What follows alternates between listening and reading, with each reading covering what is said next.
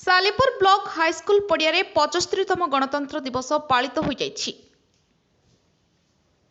एथिरे मुख्य अतिथि सालेपुर विधायक प्रशांत बेहरा, सम्मानित अतिथि सालेपुर तहसीलदार शिव मल्लिक, सालेपुर बीडीओ खगेश्वर पात्र उपस्थित रही पताका उत्तोलन करथिले।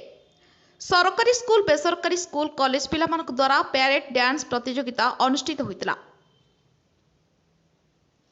एही उत्सवरे कृति छात्र छात्री मानक पुरस्कृत करा जायतला। किछि अंगनवाड़ी कर्मी मानक सम्मानित करा जायतला।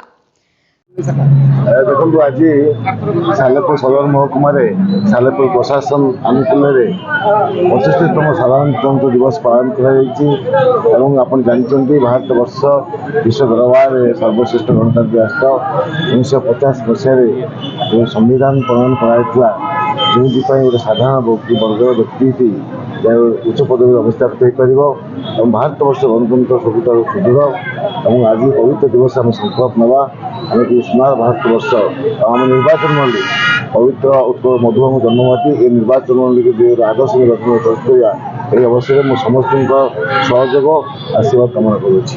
Salepur Maheshwar Behera report, Jyotiprabha news.